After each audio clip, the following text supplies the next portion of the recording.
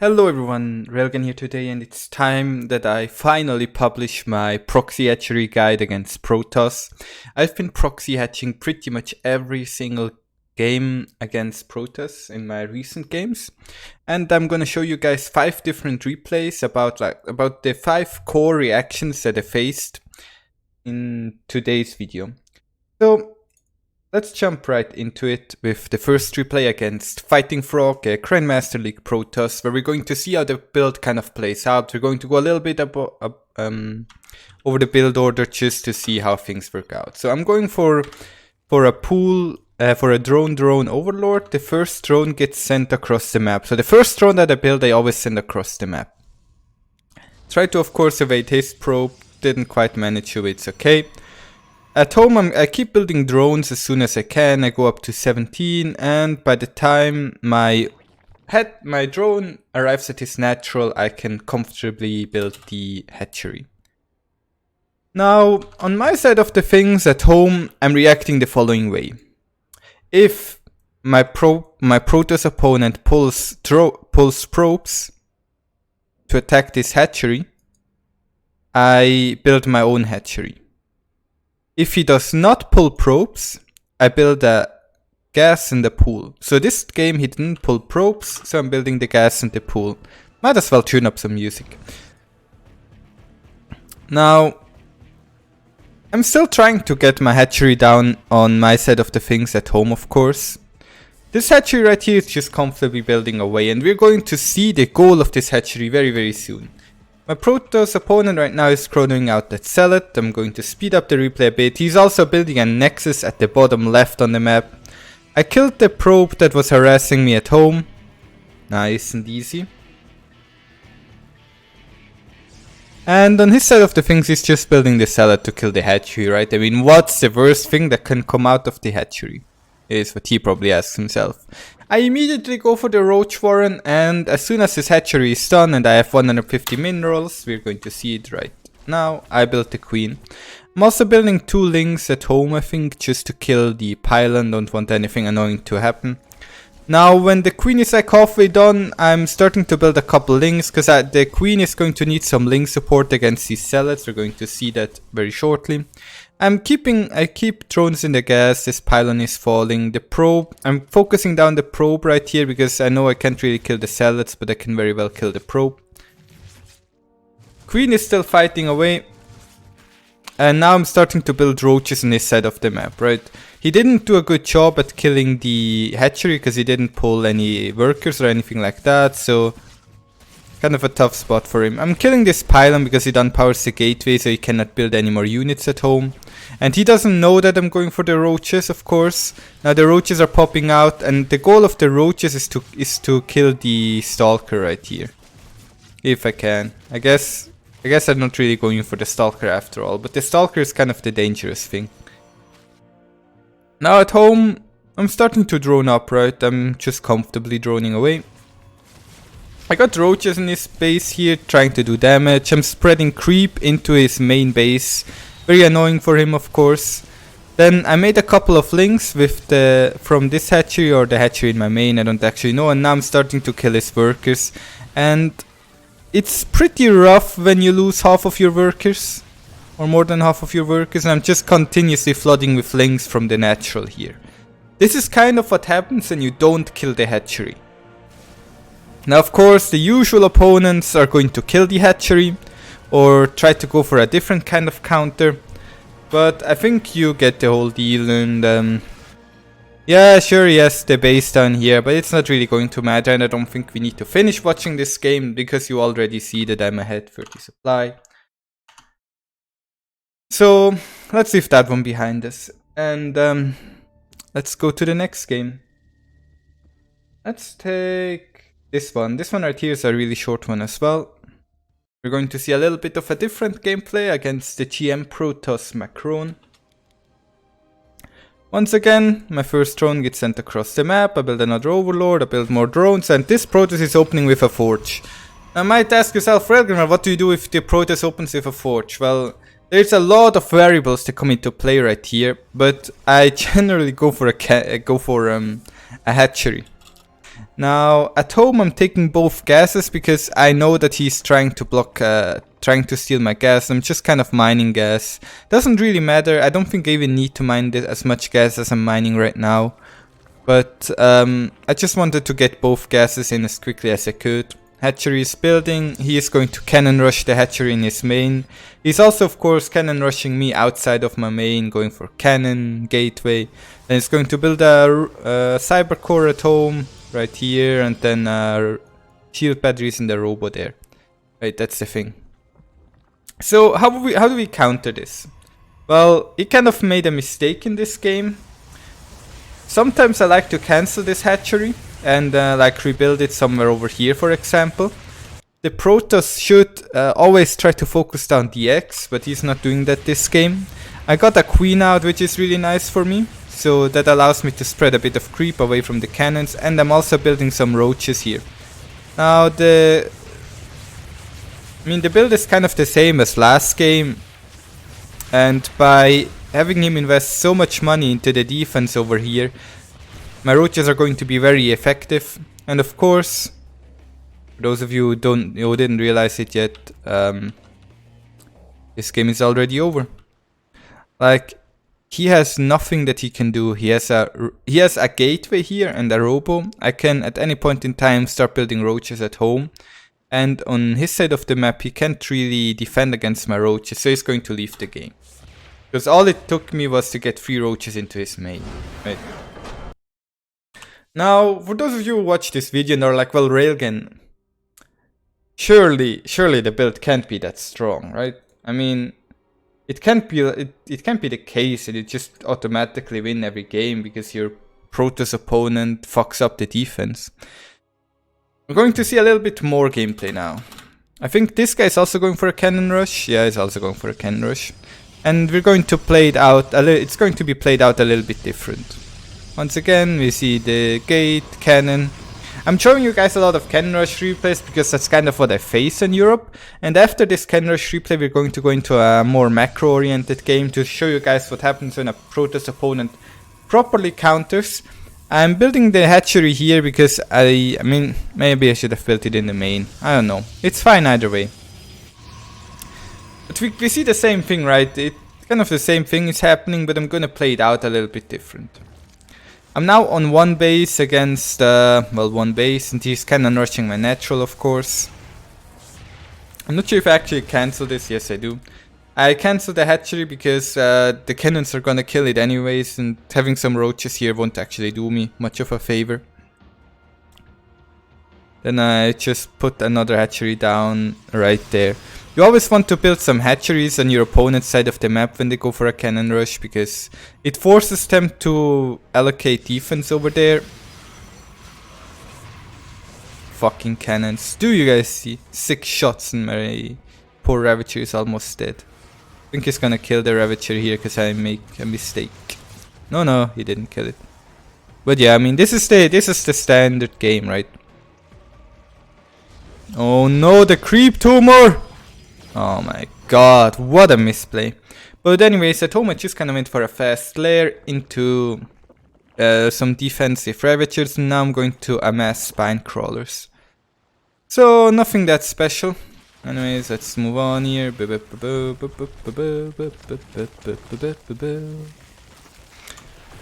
I'm not sure how prevalent the cannon rushes are in the lower leagues, but for me, like, the cannon rushes are hell. Like, it's just one cannon rush after the other. And what do we do if your opponent cannon rushes you? Well, you build a Nidus network, right? That's generally what you aim for. And you want to spam a lot of queens, because the queens do a really good job at dealing with the warp prison. So the queens are here to zone out the warp prison. The Nidus network is here, so he has to pull his defenses home. And the spine crawlers kind of allow me to defend against the immortals by zoning them. They're all kind of positioned to get into this range right here. So if he tries to get up the ramp, my spine crawlers are gonna kill his immortals. Of course, he can always just pick the immortals up, drop them at the shield batteries, they're full health again, whoop, and then he goes back into my main, right? It's just the way things are. Don't wanna kill my own overlord there. The queens are here to zone out the warp prism, heal up the spines a bit, and then the Nidus network is done. I have the space over here, I'm just kind of droning it up, and I'm going for a Nidus in his main. I mean, he's used to have some drones here, but I don't think he's really gonna care that much. Now, you might look at this replay right now and be like, well, Railgan, but how are you gonna win this, right? How are you winning this game? I mean, your Protoss opponent is cannon rushing. Sure, you got the Nidus in his main, but there's no way this kills everything, right? Well, this is very wrong. Because what I do is, I'm trying to buy time so I can push him out of the natural. No, Mr. Sandman, bring me your dreams, make it dead. Then when he leaves his main again, we do a repeat performance. Get some more units into his main, and this time around he doesn't have enough to defend and he dies. So you kind of want to fight him at the front and at the back all the time. And then eventually, if you're lucky, you finally get that push. And right here, I mean, sure I have these spine crawlers, but the spine crawlers die against immortals as well. Like, I can build 10 spine crawlers and 2 immortals are gonna push through. But he's losing everything in his home base. So the goal of this build against these against the cannon rushes is you play it out like a normal cannon rush, I guess. That's what I'm trying to show you guys. You just play it out like it's a normal cannon rush game. Now we're going to see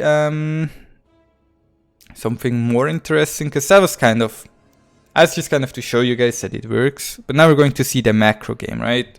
Not sure if this is what you guys are here for, to watch, but it is what I think is most interesting. This guy's not a GM, I think he's like 5.6k MMR. He's almost GM, but he's a decent player. And we're seeing we're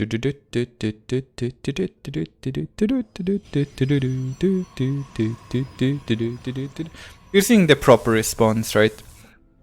The proper response is to pull probes. No, it's actually not the perfect response, but I'm not gonna spoil the perfect response because I don't want people to copy it.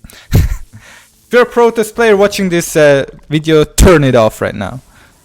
Sadly, kinda messed it up. But anyways, I get my hatchery down, and now this cost him a lot of money, right? He was only mining with half of his workers. If we check the income, I was mining 600 minerals more than him per minute. And he's been down here for not exactly a minute, but I think he lost about 400 to 500 minerals at least. Which is a lot. A lot of mining time lost right there. At home I'm going for edge gas pool, and right now you are probably realizing, well, this is just a standard game, Railgan, what are you even showing us here? But his cyber core is really late, and that's the genius behind this build, okay? The genius behind this build is that we delay his cybernetics core for such a long time that we are then in a really good position. Once again, I clean up this, I clean up the like this is nothing special, right? It's a normal game right now, but I have a huge lead. Because he didn't respond properly, and then he killed the adept. I'm already ahead in workers. Normally at this point in the game you're nowhere near ahead in workers. I have my third base set up, I have a queen at every base. I have the natural saturated, and only now is his Stargate done and he's starting to build a Phoenix. Usually the first Phoenix is there at like 3 minutes 30. So his Phoenix is delayed by a minute. I delayed his tech by an entire minute. That's so huge. Like I'm already saturated on my bases, right? I'm on my 55 workers. I can start to spam the roaches of my 5 gases. I don't care, I can take a 4th base. Ah, here we go, I'm actually gonna take a 4th base. My opponent can't do anything to me. Like, I got such a huge lead. Such a huge lead out of that. Boom, boom, boom, boom, boom, boom, boom. My queen died. I'm still up like 20 workers. I mean, Protoss is nowhere near. His third base is finishing and my fourth is finishing. And I have my third base saturated. I have Hydras on the way. Wow-wee. Of course, I'm kind of going fast through this game because I don't want you guys... I don't want to make this video an hour long where I'm like, okay, now at this point in the game I decided that because my opponent is positioning his oracles to the east side of the map, I need to position 2 queens on the east side, make certain that my main queen is protected by the spore crawler and that I have spore crawlers at my 4th base in time to deal with any sort of aggression. No, what's happening right here is I just go in, I see his army and I fucking kill it. What is he gonna do? Run? You can't run, you can't hide, you're dead. Dead. Because I have so much more than him. I have such a huge lead that nothing that he does even matters. And it's like, oh my god, but I got Storm. Well, Storm doesn't really matter either. If he could land the most perfect Storms ever and he would still die because the build is just that good. The build is just that good. I'm going to show you guys one last replay. Right? We're going through this really fast, but I hope you get the thing. What happens? I'm not going to show you guys a replay like, what happens if the Protoss proxy gates your Railgan? No, that's not what you're looking at. That's not what you're looking for. You would notice that in other ways, because he wouldn't have a pylon here, he wouldn't have a gateway here, he wouldn't send a probe across the map for you to scout. Like, you would notice if a Protoss proxy gates you, and even then you can just build a pool in the main, a couple spines, and you're fine. No, what we're seeing is, what if the Protoss opponent knows what you're doing, Railgan? This guy played against me enough times that he knows exactly how I'm going to play, right? I'm trying to hide the drone. 300 minerals approaching. Oh no. He knew. He is blind countering me. Blind. And now you guys may be like, yeah, Railgan, wow. One guy blind count. No, like half of the Protosses in Europe already know like this guy is gonna proxy hatchery me yet again. So what I do is I mean he obviously blocks my natural, so I send the drone, take the 3rd base, and I try to take my natural. It delays his core by a little bit, but not really a marginable amount. Like, I don't know, like 4 or 5 seconds. Then we get the gas, then we get another hatch, and then we get the pool. So this game I just went hatch, gas, pool. And now, here's the fun thing, right? He's like, wait a second. He took the gas. This hatchery is really late.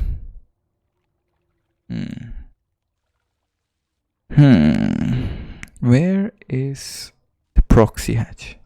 It would make sense for me to still proxy hatch, right? So he's like, oh shit, where's the proxy hatch at? And it's like, okay. Go home, probe. False alert. Cancel the salad. Go ahead with the adepts. It's not a proxy hatch, guys. This guy just went for the most economical build Cirque Play has to offer in the hatch gas pool. And he sends the adept across the map, and right here it turns into yet another normal game that Railgan is gonna absolutely crush because he's already... I'm already won this game mentally, right? I just have to play it out. But in my head, I already won the game. Now let's see what happens here. Oh. He actually got a drone kill. Oh no.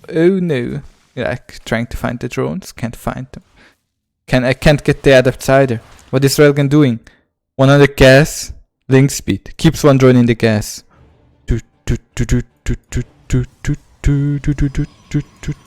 Protoss is going for a robo, 4-gate, adept rush, takes it, gas at the natural. He's already behind in workers, of course, because he's going for them weirdy adept plays. Right here, he almost gets me because I didn't properly respond. I didn't think he would rush out with 4 adepts.